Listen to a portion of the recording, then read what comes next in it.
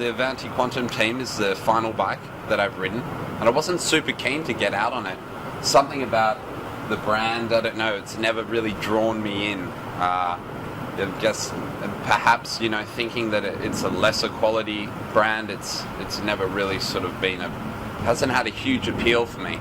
But then I was told, no, you have to ride it, get out on it. It's the same size as one of the other bikes. And then I was actually really surprised when I took it for its first spin. It's got a really lively sort of race feel about it. And I guess that makes a lot of sense because the Quantum Team is their top-end bike. It's the same bike that was used by the Pure Black racing team. And I mean, they enjoyed numerous successes on it, both domestically in New Zealand, in Australia, and in the States, because it is a good bike. It's got nice handling, and it's sort of got that race edge to it without being sort of, really uncomfortable. Just with the seat post on the Avanti, I think I was a little bit unfair in my initial perspective with the controls, the zero line not being great. I think the seat post has done a really good job. It uses a 2-bolt system, both accessed from underneath the saddle. The saddle's there and the Allen keys go from that way. And micro adjustments are really nice on it. And the saddle's not too bad considering it's not something that I think they spend a lot of money on sort of researching. It's not like Specialized where, or Trek with their Bontrager line where they spend obviously a lot of money and a lot of time testing it. But no, they've done an okay job with the seat post and saddle. The great thing about the Avanti is that unlike sort of some other bikes at the upper end that have sort of more amateur size head tubes, this Avanti's kept the low aggressive head tube, which I really like. It means you don't have to put on a negative stem, you don't have to mess around with any sort of those adjustments. Strange, this bike, I didn't really notice it that much, and that's not a bad thing. It just got on it. I could take the corners very quickly, very naturally. I was very happy to put it in the big ring and sprint. Really, it's impressive. And I don't know how I haven't found myself on one before, but I guess someone else always does that test. You've seen the evolution. There was a time when Avanti was being distributed by the same people who distribute Specialized, and it's not like there was a mimicry of frame design, but there's certainly some elements of Specialized aesthetically in this, with the curved top tube, let's say. What is it with this stem? Please, someone explain to me. I really don't understand it. It's too short, and the red is really...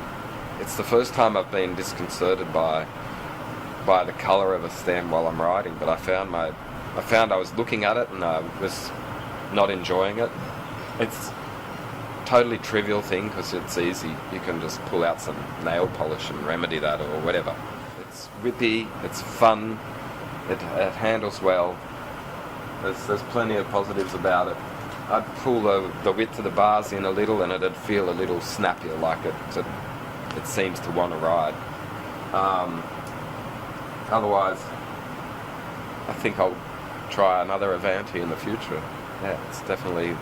I can understand why people ride them. I've had the pleasure of riding, quite a few of the Avantis that have come through the magazine over the last few years. Particularly remember going back and riding the Quantum, which I think was 2 seasons ago now, or maybe even 3. And it's always good to be able to see the progression of a brand. And in particular, I really noticed the levels of refinement that this frame has compared to some of their offerings in the past. It features quite a few of their own branded components, and to be honest, I felt that those really just slipped into the background. I didn't, particularly make comment about the saddle or the stem or the bars. They all sort of just seem to work with the rest of the frame, which is, with those sort of components, that's pretty much the highest praise that you can give something like that. If it doesn't stand out, if it's not memorable, it's often for a good reason. But one area that I did really notice was that they had spec'd a high quality wheel set. The DT Swiss wheels, I think, are probably very comparable to the Mavic Cerium SLs that I've been riding on my review bike for this issue, which is the Focus. They feel stiff and they feel really light to spin up, and I really enjoyed them. I think they complemented the rest of the build quite well, and the Durace in particular seemed to work really really nicely with that wheel set. So, just got off the Avanti Quantum team, and it's the first time in a couple of years I've had a chance to ride an Avanti bike. Those earlier bikes that I rode were our tech support bikes that we used to run out at the races, and they've made some nice improvements even over the last couple of years in this frame. Because got to admit, it wasn't the one that I was really looking forward to riding, but once I got on it, there's something to be said for a bike that's set up just right for you, because the stem height, the stem position, stem length, saddle position, top tube length, everything was spot on for me, which makes such a nice difference, because you can get on and start pedaling and the bike almost disappears. This is one of those disappearing bikes. It just, everything is comfortable. You get on it, you go, and you start riding. There's no, those earlier versions that I had ridden were a bit twitchy, especially on some of the going downhill a bit, and I think they've improved on that in this later model.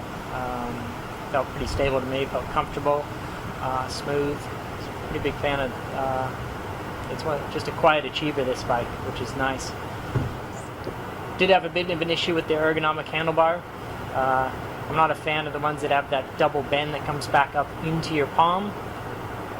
It just seems like you're stuck with an either-or situation where you have to have one hand position or down at the end, so you can't kind of shift comfortably through that bar. So that's one thing that I would upgrade for myself in the future. Some people love ergo bars, but I'm not a big fan, but it's easy enough to change. So this is another bike with one of the rattly brake cables. This one, you can hear it rattling a little bit in the top tube when you're riding over some of the rougher sections. So I think because it's in the top tube, you're going to have to get a little bit creative, or have your mechanic get a little bit creative, but I think it should be able to solve it with some little foam tape inside the top tube, or on that cable right where it exits the top tube back towards the rear brake. It should be problem solved, so it's not a big deal there. And the last thing to note is the Dura-Ace front shifting. We've got a few bikes with Dura-Ace, whether it's Di2 or mechanical in this shootout, or in this range of bikes. A full group set with the proper Dura-Ace chain rings just shifts better than other brands when you're mixing and matching components. It's just the way it is. This has it, and the front shifting is superb. It just moves up quickly up on the big chain ring, quickly drops down. It's smooth. You can do it under load. Really quality shifting. So yeah, I'm a fan. Again, the bike's I wasn't expecting to enjoy this bike as much as I did, but it's really smooth. It's comfortable. I'd happily go out on a longer ride on it without worrying about any kind of setup issues, and have a good time on it.